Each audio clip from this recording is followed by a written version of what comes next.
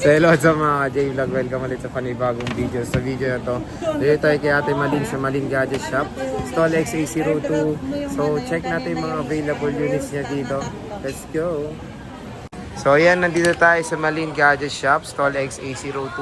Second floor, Ginig, San Juan City. At ayan na ang ating topic for today, mga base model and pro models ng iPhones dito sa Malin Gadget Shop. So hello Kia, how are you?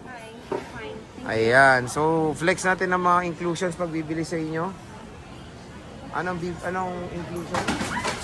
Basic package. Basic. Case, tempered and fast charger. Pero kung gusto niyo ng with gift box, additional na lang po tayo. Ayan, so start tayo sa mga mura muna. iPhone 10 is ba yan? 10? Yes, meron din tayo mga 7 Plus. Ayan, may iPhone 7 Plus din sila. Magkano yan? Pa-flex naman? Ayan, 7 Plus natin, 32 gig. Ito smart lock. Kahit sa 5,000 na lang po. 5,000, 7 Plus. 32 gig smart lock. 32 gigabytes smart lock. Ayan. Napakamura lang. Meron tayong iPhone 7 Plus na 256. Magkano to? 6,000 pesos. Wow, nauntog pa nga si Kia.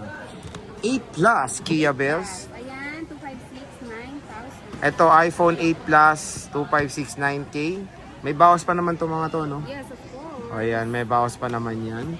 10S. Ayan, 10S, 12,000. Ilang gig to? 256 din. iPhone 10S 256, 12,000. Again, may mga bawas pa naman po itong mga units nila.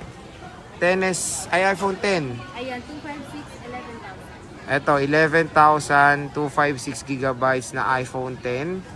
Dito kay Ate Malin sa Malin Gadget Shop. So, meron tayong iPhone 11. Ayan, 11, 13,500. iPhone 11, 13,500 pesos. Sa ngayon lang yan. Pag may paparating tayong bagong stock, pababa pa po yung Bababa pa price niya. So, Bigyan lang kayo sa page. pero kung gusto nyo to, napakaganda ng unit nyo. Apo, yes po.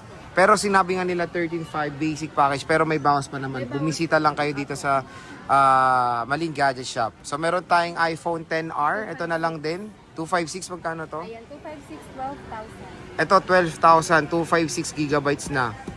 Pwede na. Again, may mga discount pa po yan. iPhone 10R Kia Bells. Magkano to? Sa ngayon lang yan ha. 11,000. Pero yun nga, pag may bago tayong dumating na stocks, may tendency na bababa po talaga. Oo.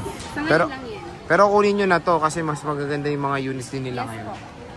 iPhone 12 mini 256 Ayan, gigabytes. yung 12 mini, 16,000. iPhone 12 mini 16,000, 256 gigabytes. Again, ito lang yung mga stock ngayon nila Ate Malin pero magkakaroon naman sila ng stock na mas mababa pa ulit. Yes po. Kaya abangan nyo na lang din yan. Kaya sinisil na muna nila itong mga units dito. Meron tayong iPhone 13 128. Magkano? Mini. Magkano to? Di pa ako tapos. Magkano to? 17 na lang. 17,000 pesos. Nag-iisa lang po yan. Nag-iisa lang. Ito mga ganda yung units nyo ng 13 may kinis. Oh, Yes po. walang palit, all original. 100% legit, wala pang bukas yan. Magkano to? 19,000 iPhone 13 128 gigabytes. iPhone 12 256 lahat. Meron naman 28. Oh, 128. Magkano 128? natin sa ngayon is 15,500. Sa ngayon ha, Bukas. bukas, pag dumating yung stock, bababa. Ayun. Pero 256 boss, 256, 18,000 pesos. Yes po. Meron tayong 14 Pro, Ayan, 14 Pro, 128, 32,000 32,000. 128 gigabytes. Yes po. 13 Pro Kia Bells. 13 Pro, ayan. Yung 128 natin ng 13 Pro. Ang kikinis ng 13 Pro dito. Yes, of course. Yung 128, 24,500. Yung 256, 25,500. Ayan. So 256 yan. Meron din naman 128. May 128 din naman kayo. Yes po. Ay, naku. Send mo na sa messenger. Ayan o. Meron tayong 12. Sige, 12 Pro. Magkano to? 12 Pro. 128 po natin. Siyempre may kodigo tayo. Wait lang. 128 po.